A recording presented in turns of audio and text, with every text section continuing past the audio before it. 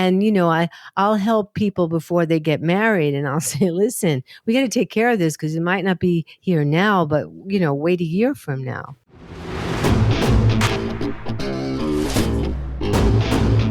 And now, coming to you from the K2 Studios in San Diego, California, it's the world-famous Chris and Christine Show.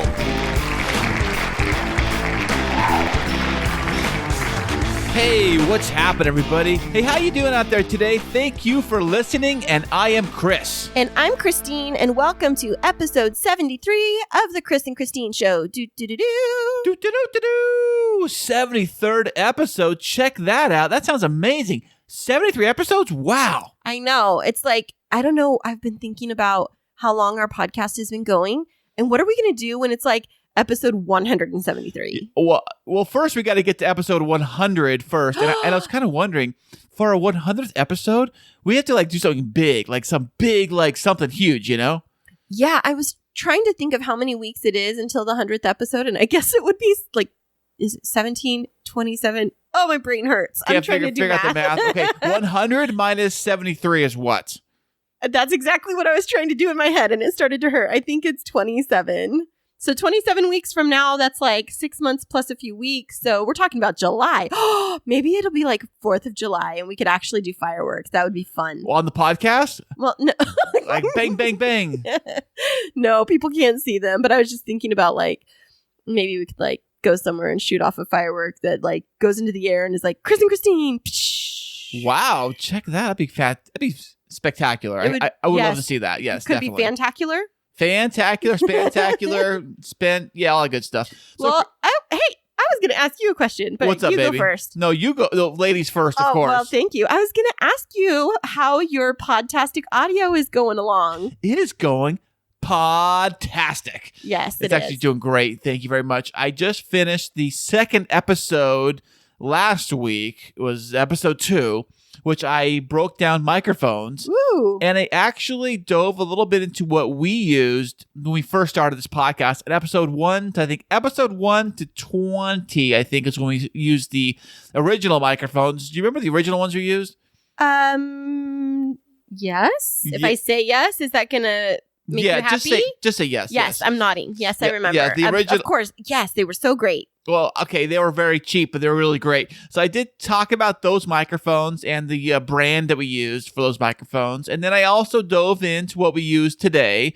And I didn't go too deep on the other gear, just mostly on microphones. And just basically trying to tell everybody that, yeah, you can make a podcast sound great with cheap stuff. Yeah. It was a great episode. You were a cute nerd on the episode. You were nerding out so hard. Well, look for Podtastic Audio and episode 2. Like I said, it's out right now about microphones. I am officially in Apple Podcasts. Woohoo! That was the big thing this week. And who found you first? Christine found me, but although Christine found me in Apple Podcasts, I cannot find myself in Apple Podcasts. You can't find yourself? Do you need a therapist to help you find yourself? Probably. Will they help me find me an Apple Podcast? Well, I sent you the link and I subscribed and you already got 1 review. I know. Crazy. This amazing, wonderful lady left me How do you know it's a lady? Well, I could be a guy. I don't know. But I got 1 review and it's a 5-star, the best of the best. Thank you. Thank you, random listener out there. I don't know who it is that may or may not live with me. Well, I had to give you a 5-star review after that second episode because it was great. I was going to say fantastic, but that's your word. And I was just really proud of you. You were a very cute nerd. And what's the word for a person that nerds out over audio? Audiophile? Yes, I think that's what it's called. Okay. Yes, I don't know. That just sounds inappropriate to me, but you were definitely an audiophile or microphone file or some kind of a file.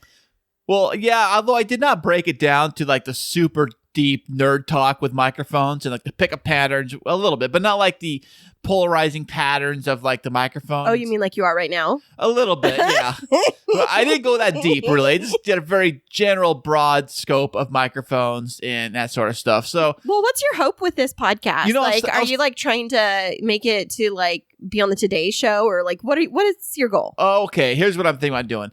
I'm just basically trying to help new podcasts out if they want to get started and they don't know what direction to do or how to even do it correctly, or they do it, but it doesn't sound quite right.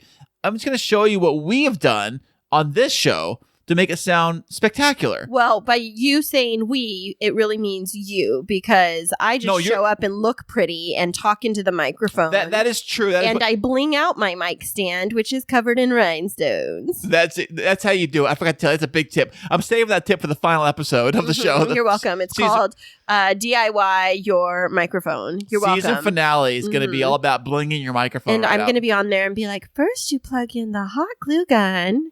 And then you bedazzle. Bedazzle your microphone. That's how you make it sound great, by the way. Yeah, because it's like Britney Spears. That's how you do it. That's how you do it. Totally awesome. What I'm going to do, though, is after I kind of run out of like things to talk about of how we do our show. Wait, you run out of things to talk about? I know I might. It's a possibility. Yes, I thought about this. Never. What I might end up doing, I might throw it on the wall, is thinking that maybe, just maybe, I might start turning it into like a review show, where other podcasts like email me their podcast, and then possibly I could be like, let me just like review your show, and then maybe like see, like we give you tips or pointers or something like that. Okay, so honest question. Do you feel like, and I love you, and I don't mean this in a hurtful way, and I'm going to preface this by saying you are more of a glass half empty kind of person when it comes to how you see the world. Are you trying to say that I would give negative reviews? My question is, what kind of structure would you put in place to balance your feedback and ensure it's positive, constructive, growth mindset feedback? That's a good question. Like I said, it's all in the drafting stages right now. I'm just thinking about this stuff on the fly. So if I do go into a review show, I might be able to maybe be a little critical, but also at the same time give positive feedback and maybe give suggestions on how you can tweak a few things here and there. That's all I'm trying to do. All I'm trying to do is kill bad audio podcasts. I want to just crush them to the ground. That sounds very helpful. Yeah, it's because... Let me just smash you. No, smash you. Well, I'm so glad that your episode 2 was really great, and I know you can nerd out forever, but if you want to hear more about Chris's goals and vision and his desire to support you, then you need to hop on over and subscribe to Podtastic Audio across lots of different channels, and Apple if you can find it, and if not, Instagram message us and I'll send you the link. There you go. The link to Apple. Absolutely. So Christine, how has your last week has been with work? Well, let's not even just talk about with work. Let's talk about how my last week has been. So the morning that the last week's episode launched, I got an interesting phone call that you got to help me talk through, and I got a very interesting job offer on Sunday morning, right, Chris? Are you talking about the job that was literally, and I mean literally, on the other side of the planet? Yeah.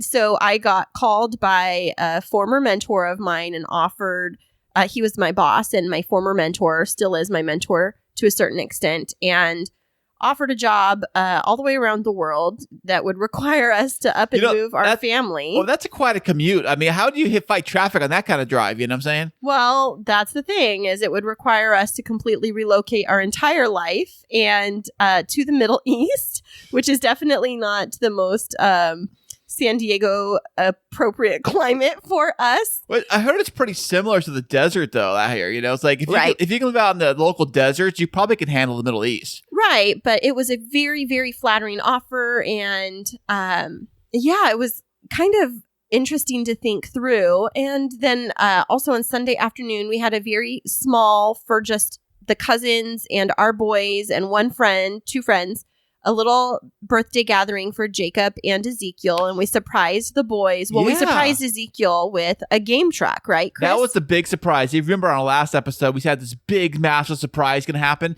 The big surprise was we rented a video game trailer truck. It was called Games on Wheels. And they bring this big trailer, and inside the trailer, they got all these video game screens and all Xbox, PlayStation, Nintendo Wii, Switches, what are they called? And they had the, what's the thing with the drums and the guitar? Guitar Hero and Drum Hero. Right. They had all that stuff inside the trailer and tons of screens, and the kids had a blast playing that stuff.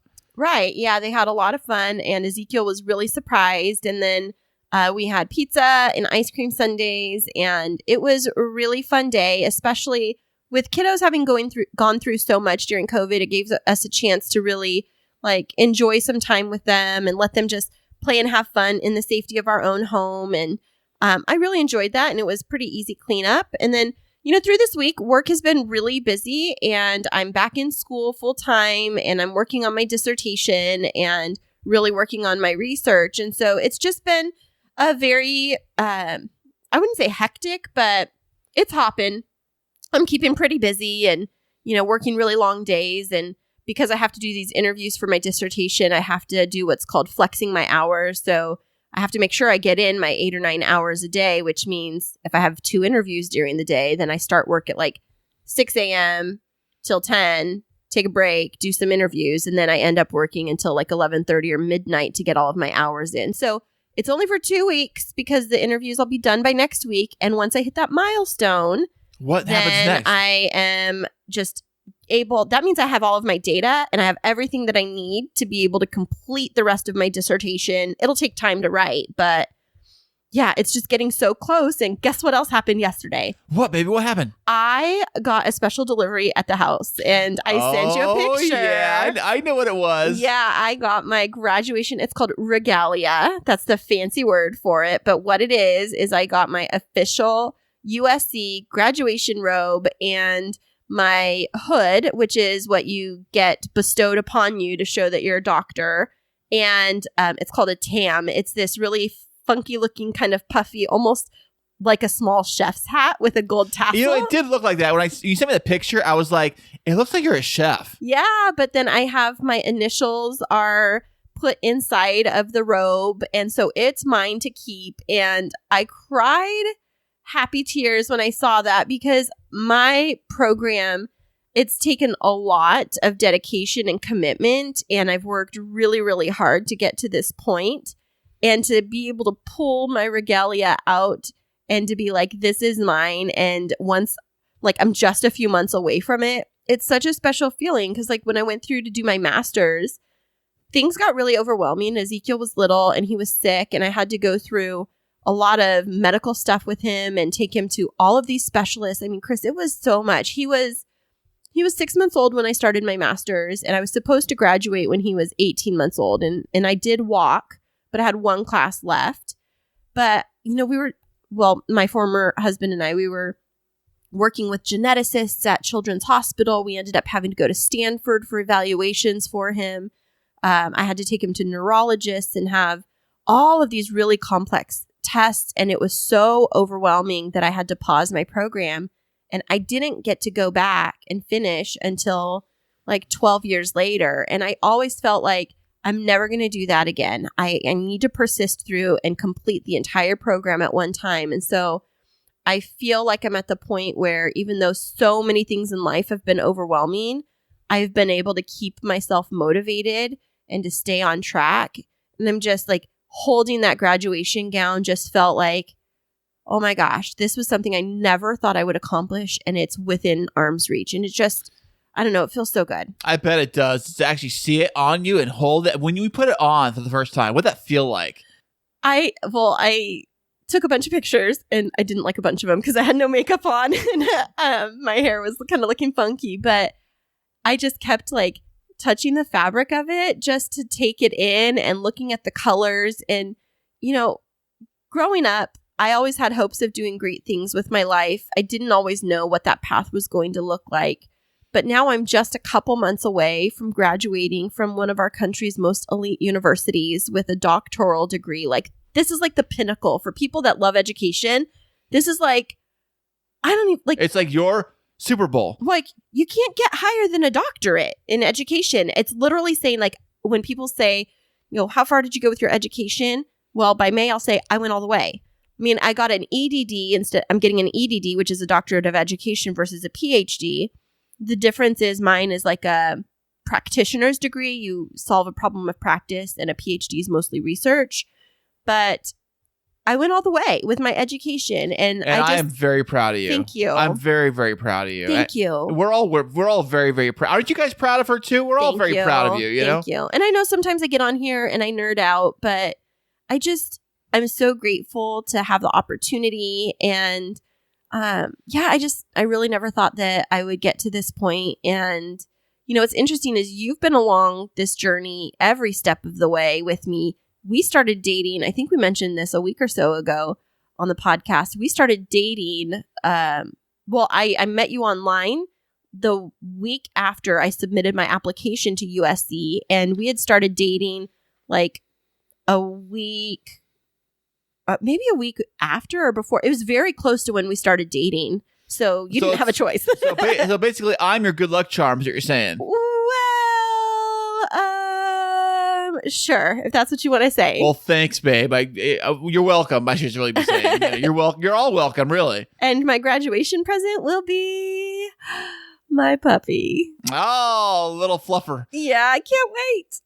We're going to get my puppy. So anyways, thank you all for hearing about our little adventurous weeks. Lots of fun things happening. And just to reassure you all, no, we are not moving to the Middle East. Not yet.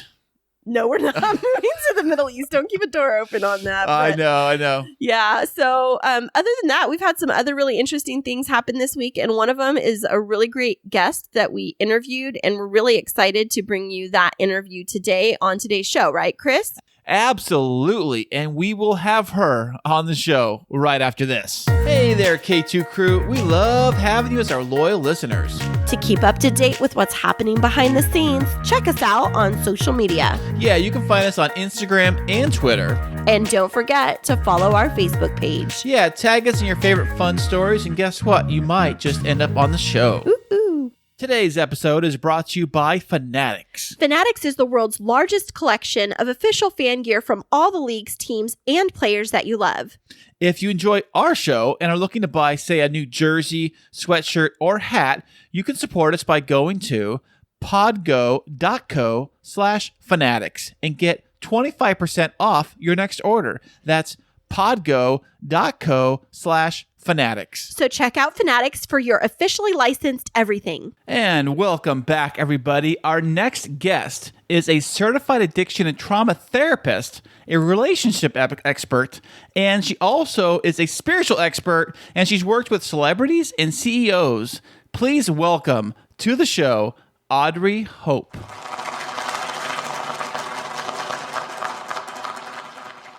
It is great to be here. We are so excited to have you on the show today. Thanks, Audrey. It's a pleasure. Hey, Audrey, how you doing today? How's your day going? Well, it's going very well. I am, really happy to talk about healing because the world really needs healing.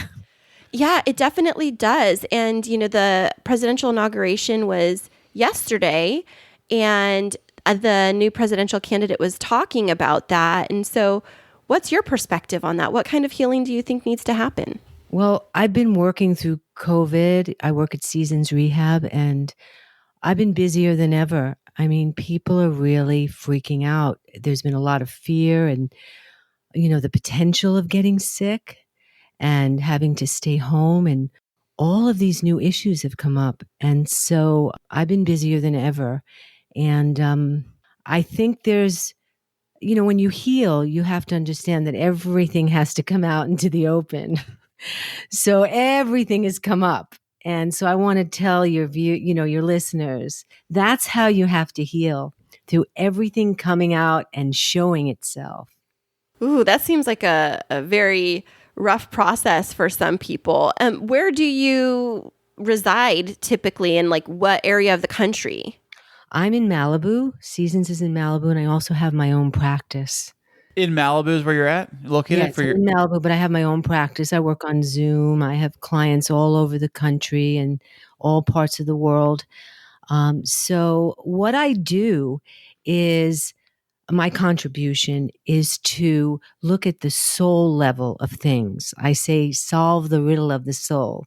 Because we have problems and it's kind of like a labyrinth and you kind of get stuck in it. And I've got this gift to be able to see it on a deeper level, what's going on, because sometimes the problem is not what you think it is.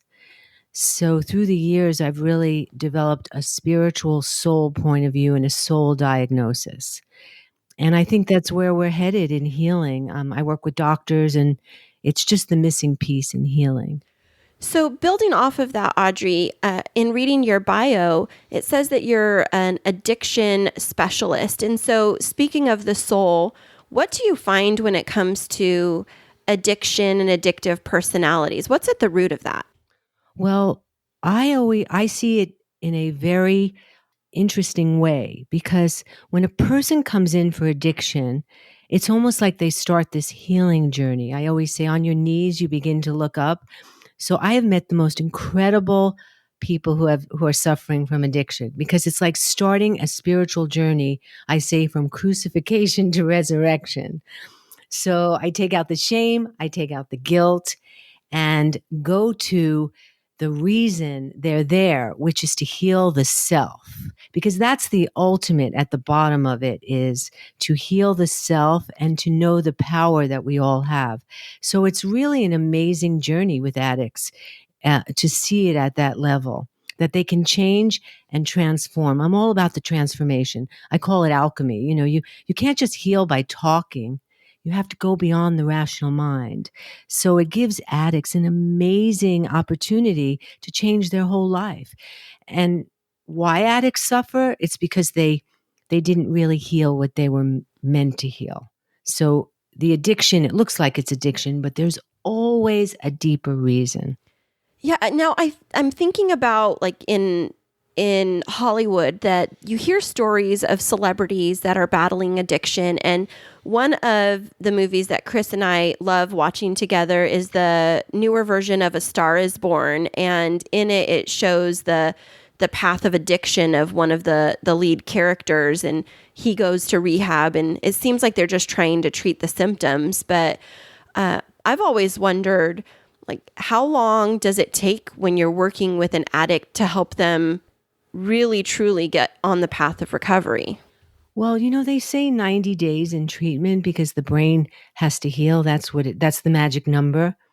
It's different for everybody, but you could be in India on a spiritual journey, or you could be in a rehab in Malibu or anywhere else in the country.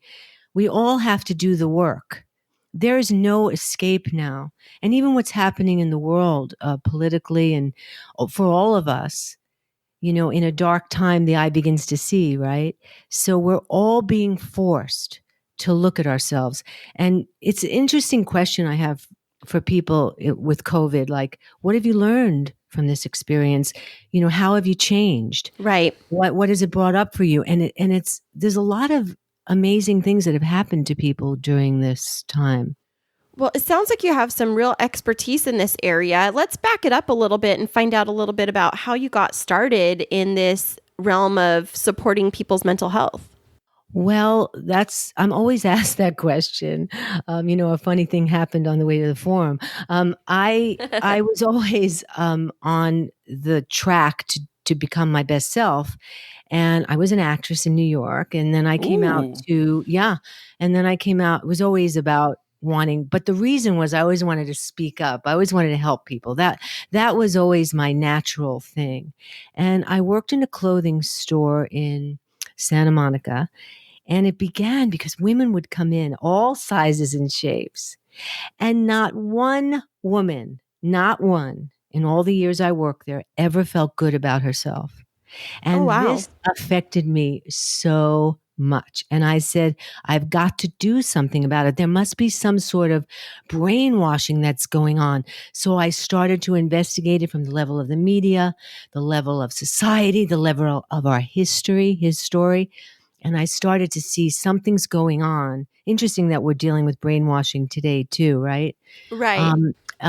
So I started a TV show called Real Women, dedicated to positive role models in our media. And I was like one of the first on YouTube. And Really? and I wanted to tell people. I would go out and put posters on billboards. I would put all my tapes that I shot in the back of my car. I'd go to different studios. I mean, I was really passionate about just telling women they were brainwashed. And then that developed into a lot of those women that were in the clothing store would come and buy pants or a shirt, but then ask me things. And then they would bring their friends. And so then I started a women's group every Monday night. Everyone could come, put a little money in the jar, and that's how it started. And then I said, wow, I'm on to something here. I looked up, I said, I'm surrendered. Just tell me what you want me to do with all this. And then I had a phone call, and I ended up going to Malibu, and they hired me.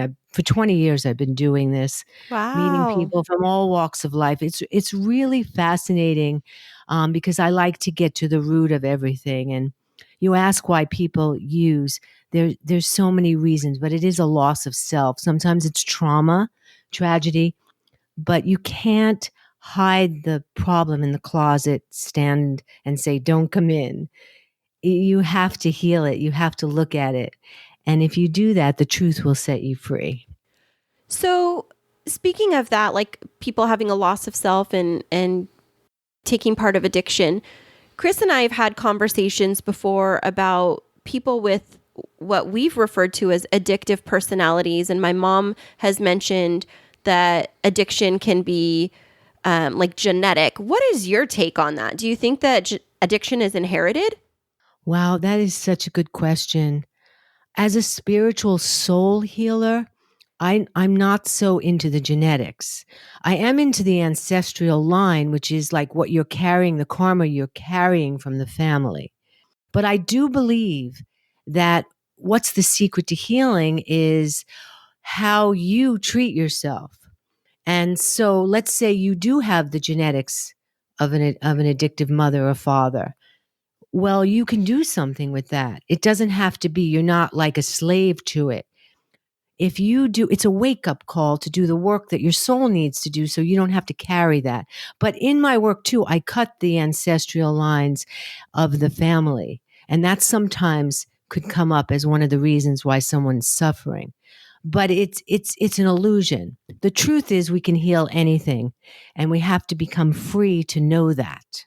Does that answer the question for you? Yeah, it does. I was gonna say, Audrey, is that my grandparents were alcoholics, so my mom always wondered when I would drink a lot that I would become a raging alcoholic like they did, because like we were saying, with it being kind of like in our DNA, I guess, so to speak. But you're saying it's not really like that. I think that's a belief system. That's a belief system that that your mom said that and you're kind of like now addicted to that belief system. You see? Oh, So I we get have it. to stop the beliefs that of thinking that that's true. And because that's dangerous. Fear is dangerous too. It can affect the immune system. You have to be careful how you think, because it creates things. That's the secret of manifestation. And it is true. They've done lots of scientific studies on this, people meditating all together and affecting things. And Dr. Emoto, who did experiments with water. Do you know about him? No, what do you do? I do, Yes. but go ahead. Yes. What Yes. what happened? What happened to the He water? experimented with water and putting words on the water bottles, and like grief or you're not good enough, and it changed the water crystals. He took pictures of the water crystals. So what you give to the water changes the water crystal. The water crystals are amazing, sacred geometry. They're beautiful. You can see them in his book, The Energy of Water, or whatever. I forget the Yeah, I correct read part title, of that right? for my doctoral program. Yeah. But Yes. I think And Chris had a then- question for you. No, I just Yes. want to know is what is the magic formula to make the water turn you into a better person? I'm sorry. There's no magic key man. to that one. I'll have to bottle it do up the for you, Chris. That's the thing. We are a pill society and we think we can just make it easy. There's a lot of work to it. You see, we have to do the work. And the work is to become the best self. So, but you were saying that the positive words created positive crystals. Can you remind me? It's been a while since I've read that. You do know that the energy of fear is very dangerous, right?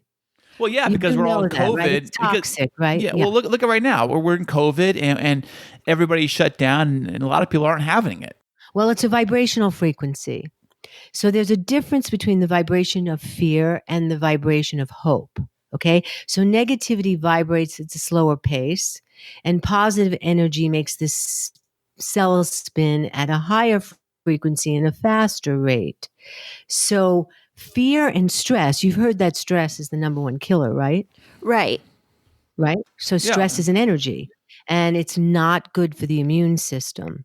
You see? Are you listening, So you Chris? have of to course know I'm that listening. what makes us sick. We can make ourselves sick by our belief system. That is absolutely true. Really? Is Yes. that what kids do when they And want to go to school? No, it's what you do, Chris. That's why I'm wanting you to listen. So, Chris and so I struggle with anxiety, and not putting you on blast, honey, but Chris does have some anxiety challenges too. And one of the things we've talked about is the importance of staying positive. So, tell us more about this, like the impact of fear on your health. well, you just said something. You said you're both suffering from that, right? Now, I am not one to look at the general diagnosis. I happen to think that a diagnosis can be very dangerous. I would look into the specifics of it in each of you. I'm sure that you both have different reasons for this. So if you just want to take a pill for it and use the general diagnosis, it'll just stay that way. We got to take a deep dive into what's really, really going on. You see?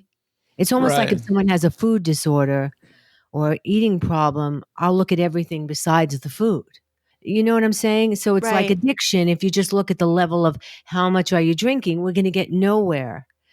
We're going everywhere into it to figure it out. And both of you have this, it's in your nervous system and there's a reason for it. And so I would track it to where it began, and then we could heal it. Wow, that's deep. Yeah, it makes a lot of sense because I know that my anxiety really peaked around COVID. And so I know that it's related to, And we're not alone, right, you know. right. Of course. But is it gotten to the point where it's where it's really affecting your life, and it's getting to the point where it's, something's happening because of that? That's a call to heal something. You see? Right. So I Yeah. look at all as just a wake up call. The alarm clock is on, and you have to look at it. And with addiction, I've seen we are an amazing facility. Seasons. The team is incredible because we don't just take one approach. We have different modalities, all pieces of a pie, and so we don't just have them go to AA or anything like that. It's to look at the whole person and to dive in and see what's going on. Are you allowed to say some examples of cases you've had to deal with? I have worked with a lot of celebrities. Um, So I'm trying to think of the ones I can say. is your that location like the ones when the celebrities say like they had a breakdown and they went into rehab, and Seasons is kind of one of those places that they one of might those land? places. Yeah, Oh, okay. we've had a few of those. Yes, it's a strict confidentiality thing. I'm trying to think offhand. That's okay. We Was, don't want to jeopardize your career. but it is interesting to also a lot of famous football players, baseball players, because when fame, I say, is a curtain, and it all looks good, but you still have to heal the problems. It's just comes in a nicer package. So it's still the same. You can't hide from Audrey, your I, stuff. okay, I mean, I hate to go too doom and gloom here, but what happens with some of these celebrities, musicians I've seen recently, have taken their own lives. And a lot of people on the outside see, like, this guy's got everything. He is like a billionaire, rock star, top of his league, and he ends it all, and trying to figure out what usually causes something like that to happen. I worked with the one who died from Lincoln Park. Right. The problems of childhood the problems of childhood are never resolved. A lot of times there's trauma that is so deep, and then life, you get famous, you have all that stuff, and then it's like a haunting. You're still haunted by your childhood trauma. And so you have to know that. You can't put a cover on it. So that's what happens. They get all that fame. The musicians that I knew who killed themselves, committed suicide, there were some really deep problems. Mm. And I'm sure drugs and alcohol probably kick that into another level, Well, right? that's a good thing too, because what happens is there's a portal opening of negative energy that happens with an addict. You lose your mind, really. And then anything could happen. So I've done a couple of exorcisms too. I Wow. mean, if you really look at an addict's eyes, it's pretty scary. I mean, when they're really in the thick of the addiction, and they say to me, "Well, I hear a voice." These voices tell me things. I've heard that a lot. That's because you're out of your mind, you're out of your grounded body, and anything can happen where, the negativity gets in. So that's the truth about addiction and addicts, is that the drugs make it dangerous because of the portal opening to negative energy. You know, it's interesting. So I grew up in a very conservative Christian household, but my mom would always talk to me about, like, don't let the devil get a foothold. And she would talk to me about negative thinking, or because we did have the family history of alcoholism, like, about the importance of being careful and being mindful of what you're bringing into your body. And so, I know that some of our listeners are very strong in their faith background also. And when they hear things like exorcism, it might be something where they're like, oh, I don't want to listen to this. I don't want to go down that road. But I think it's really important to recognize that, there is a spiritual world that we live in. And, even if you're really strong in your faith and a Christian, like, we talk about the forces of good and evil, and it's not far-fetched to think that those impact us when we're in our darkest times. Well, I didn't start out wanting to learn about this. Okay, no one told me about it. I found this on my own, organically. And I was talking spirituality for years. Nobody was listening. Now it's all of a sudden, people are doing yoga, they're doing all this other stuff. But I was alone at the beginning, telling people that there's a soul, there's a higher level to things. So I'm not afraid anymore. I've done a YouTube show. I have a YouTube show. I'm not afraid of what people think. I just speak the truth of as I see it. And I've had to learn about this, because when you're with an addict, sometimes there could be multiple personalities.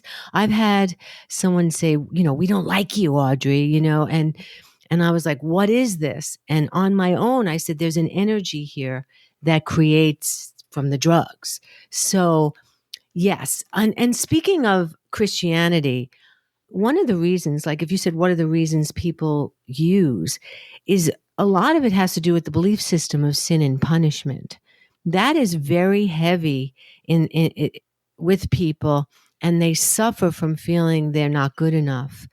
So it's interesting that you bring up that. It's one of the reasons people drink and use drugs, because they can never get it right. And the deep belief system of the religion has gone into them, and it's created some negative impact. Hey, did you know that I believe Christine told me, I think Utah has a very high, I mean, they're a big Mormon community in Utah, and they have a very high, what is it? Rate of pornography use among the men. Mm-hmm. Right, and addiction and things like that too. Yes, because if you try and become too extreme in another, you're going to get a rebellious side. Remember, the 60s came after the 50s, right? Right. And I've worked with a lot of clergy. Okay. One was gay, didn't tell anyone. One told me she didn't even believe in God. Wow. So, where is the false self versus the authentic self, which is also happening today in our politics with a lot of brainwashing. I'm doing a deep study on why people are getting brainwashed. It has to do with you can't brainwash people who live in their authentic selves, who really are free in themselves. And that's an important thing. So, So yeah, is that how does that come into play with the events that we recently saw pan out with the Capitol insurrection? it's all brainwashing of a belief systems. QAnon and these groups are people who really believe fake news. And I studied that this is something that Hitler had incorporated. Everything was mind control. So it's the question is, how come people are sheep? How come they would get into these kinds of things? And so I'm doing a deep dive into that. And as I started with women, why are you brainwashed? You're not good enough. You're not skinny enough. Same thing now. Healing America through freedom of the self. So, in speaking about these brainwashings and manipulations, beyond your deep study, do you have experience in working with groups Yes. coming out of Yes. these? It sounds almost cultish. Very, very much so. I've worked with a lot. I've worked with Scientologists. I had a client who was very famous cult. And again, it's just all problems are the same. You have to get to the root of it and you have to bring the person back to themselves. I say that there's a division. What happens is you leave the self. I call it a soul wound. It's something that happens very young. And what's dangerous is not what other people do to you, but what you do to yourself because of it. So let's say at a young age you had a critical mother or father, and you can go heal that in therapy. But the dangerous part is how you're critical to yourself. So all the healing that I do is to bring the person back from the two into the center of themselves. So that's what a cult does. It divides you and you stop believing in yourself.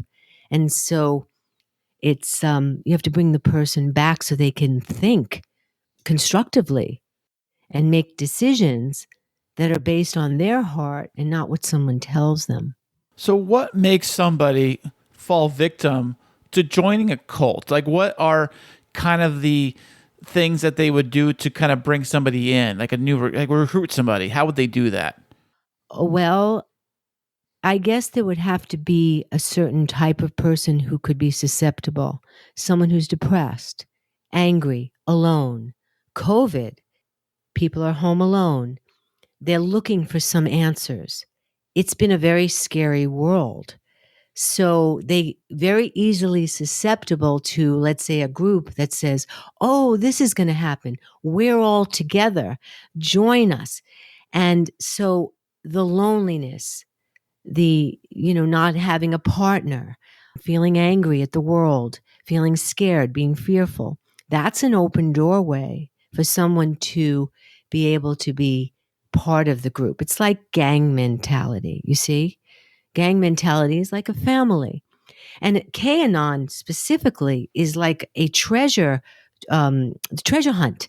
They give you, it's like a game and it gives you something to do. Join us and we'll give you a next clue. We'll give you a Q drop, and you follow along. So it's like if you're bored, wow, I found something. Right. So that's what's happening there. And this whole thing where the QAnon group thought that Trump was going to be elected again and that the Democrats were going to be arrested are now having a hard time with that because it didn't come true the way it was said. But Yeah. this is all Hitler stuff. This is all mind control. Goebbels Hitler was all about repeating the same thing over and over again, tiring the mind so that you go, okay, I'll believe it. Right. I kind of get you with that. I mean, you almost can say that there are subcults or almost anything can be a cult. You can point that at any kind of club or any kind of religion, really, if you really wanted to. You can break it down that way. Even spiritual people, a lot of spiritual people have been taken over by these groups. And I'm looking into that too. And I'm wondering, why did that happen? The people that should know have been on this journey for a long time. And I think it's a little bit to do with ego too. Maybe they feel, wow, we know something you don't. Oh, yeah. You see, so it's the more light you have, the more good you do in the world, the more you're attacked. Did you know that? Yeah, it's also with success too. I think if you are a little more successful than say you're somebody else, you all automatically put a target on your back. Um, you know, Yes, true. But on a spiritual level, it has to do with as you rise up in light, the opposite comes to challenge you. It's like using more weight at the gym, right? Right. It's just the way of it. People think you go to Nirvana and you're happy and you found the way through all these new things, right? I'm yoga, I'm going to church, I'm Kabbalah, whatever it is.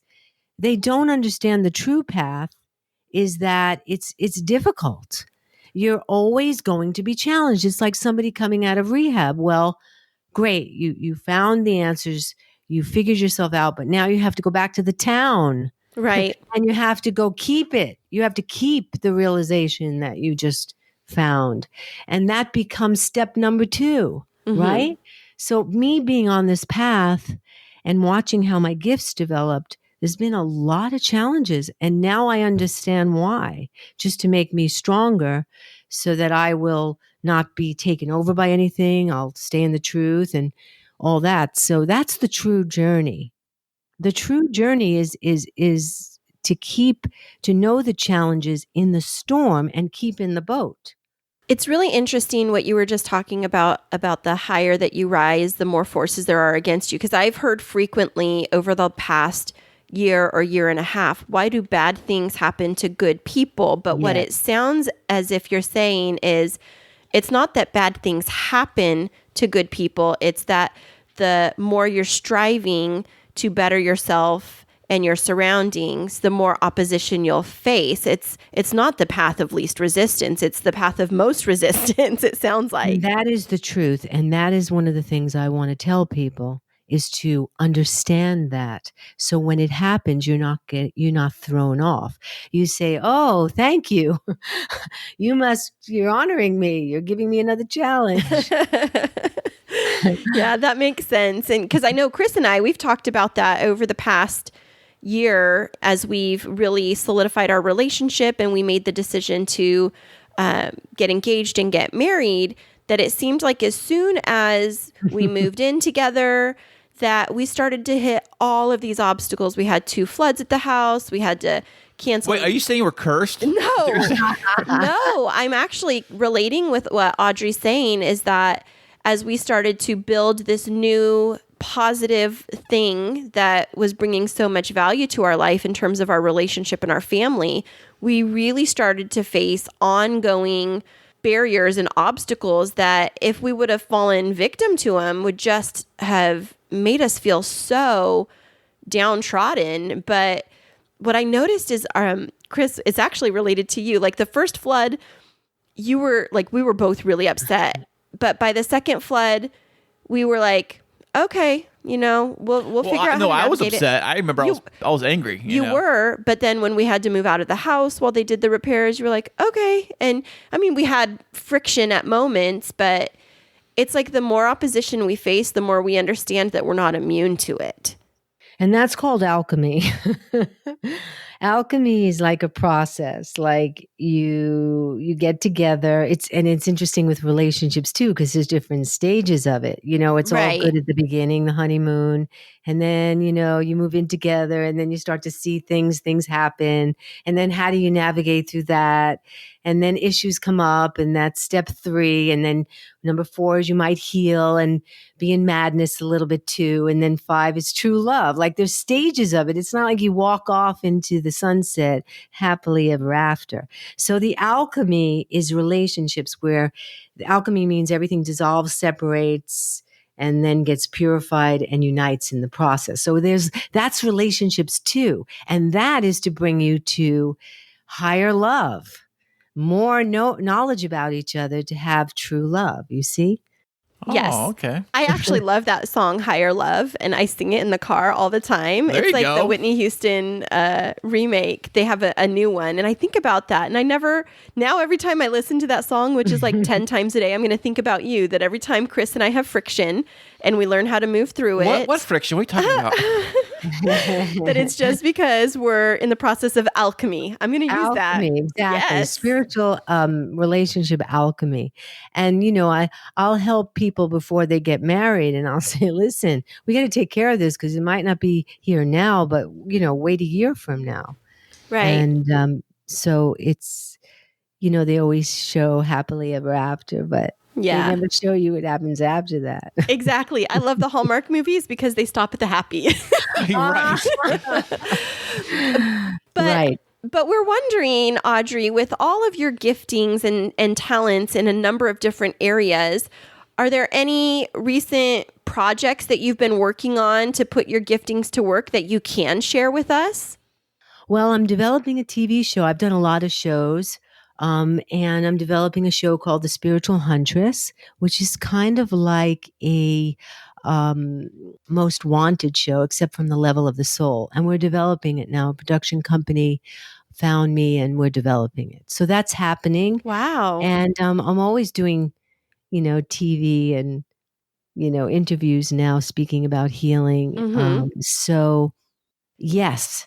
But wonderful. But putting a real TV show that's very balanced together on this is always been my dream. So I wanted to tell people how to have a better life. That's awesome. Now, okay, I have a question because I think that you can help clear up some misconceptions for myself and for Chris and for our listeners. So in your bio, I've read that you are a psychic medium, and my only experience with psychics is late at night when I'm watching TV, and it's like the 1-800 numbers where you can come and get your palm read. Well, not palm read, but like people tell your future, or on movies in Hollywood and stuff where they portray these really kind of extreme examples. But what does your work actually look like? I think you mentioned something about a missing child case recently. Yeah, I had a missing child case, which I'll say, but I want to just address your question. So my heart is pure in helping people. It always has been. It's just like something I know I'm here to do. So I always wanted to get better at it.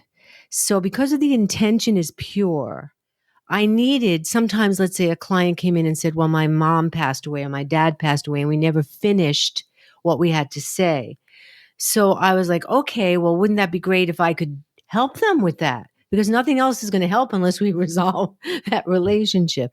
So through my desire to have more access to different areas, sometimes a past life.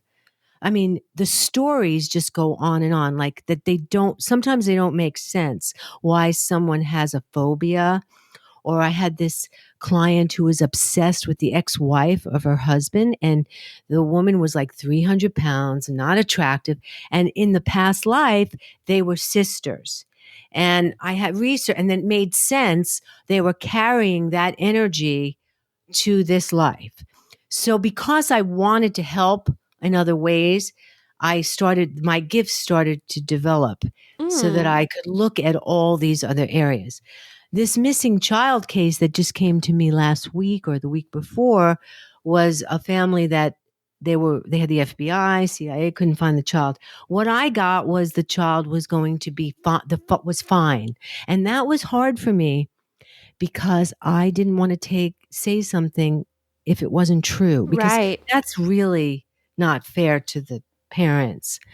But the voice was so strong. I kid you not, the father got on the phone and said he just heard from the girl and she was fine. And then I said she's going to come back within 3 days, and she showed up at the door the next day. Wow. And that was something that was, given to me. I heard the messages, and sometimes I'll hear things if it helps somebody.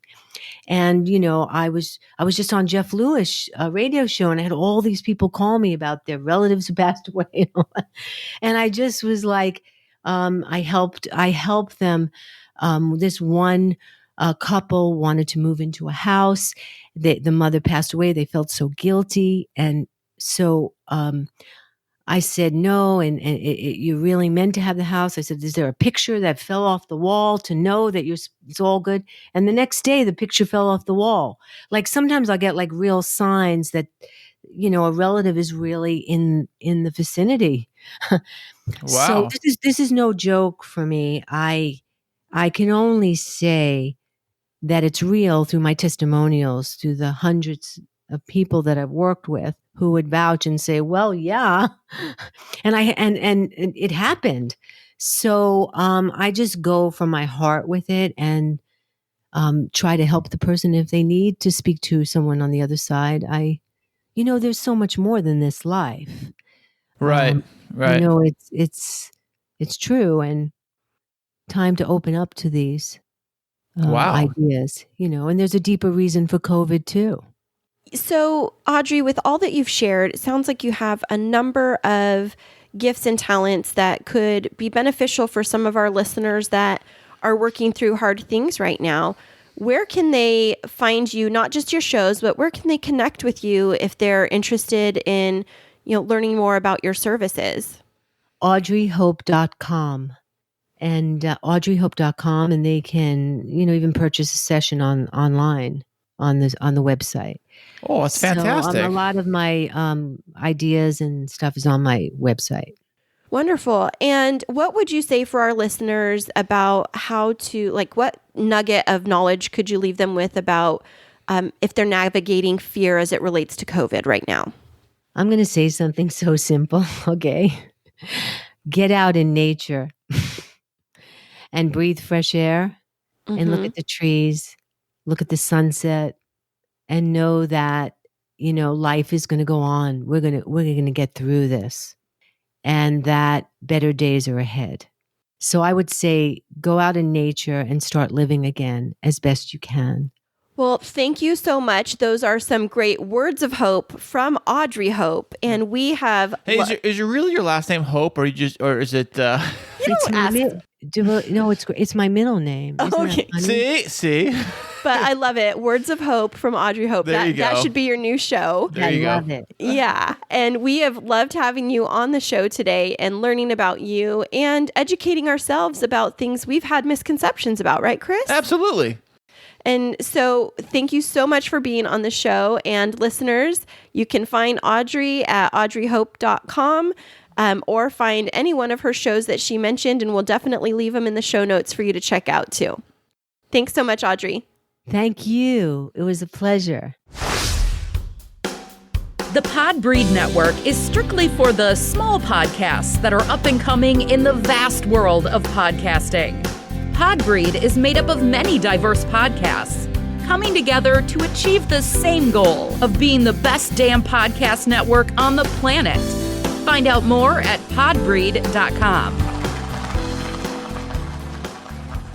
Well, that was a super interesting interview, right, Chris? Audrey was great. I loved having her on the show today. Yeah, I really liked what she was saying about understanding how addiction doesn't have to be genetic, but breaking that pattern of thinking, because I know that in growing up, I always thought am I going to become addicted to something because it's in my DNA? And I felt like it was almost unavoidable. And it was this, no matter what was going to happen, if I touched alcohol or whatever, I was going to end up being an alcoholic. You're talking one drink, all of a sudden you're raging off alcoholic. Yeah, I mean, it's when you think that it's in your blood, you kind of grow up with this fear. And, when Audrey was talking about how, it really, a lot of these types of behaviors are rooted in fear, it just really made me reflect on that.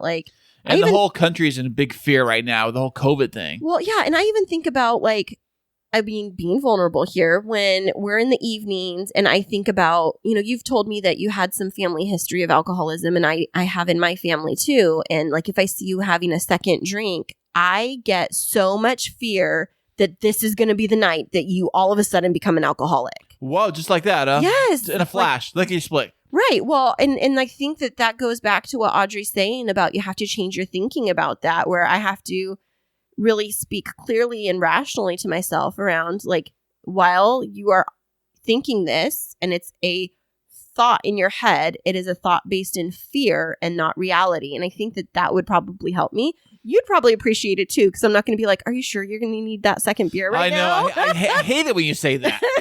Gosh, I'm like, it's having a second beer. My goodness, I'm not going anywhere. But in my head, it's like the distance between second beer and alcoholic is like the same thing. Yes, it is. And so that really helped me reflect on even the way that I approach certain things in life. So what I'm saying is, thank you, Audrey, for helping me to be a bit more enlightened about the way that I think about addiction and fear and trauma. It really has opened my eyes a lot. That's great. We all need our eyes to be opened a little bit more. We absolutely do. And thank you all for tuning in this week and listening along with us. And we will include all of the information about how you can find Audrey Hope in our show notes. And just as a reminder, any of our information about our podcast and where you can find it and fun stories about us can be found at our website, which is www.chrisandchristineshow.com. And that's Chris and Christine with K's. With a K's, Chris and Christine Show. And we will be back next week with another fantastic guest. And we'll see you then. Remember this week that life is too short to wake up in the morning with regret. So love the people who treat you right, forget about the ones who don't, and believe that everything happens for a reason. If you get a chance, take it. If it changes your life, let it. Nobody said that it would be easy. They just promised it would be worth it. Thanks so much for joining us. I'm Chris. And I'm Christine. And until next week, keep moving forward.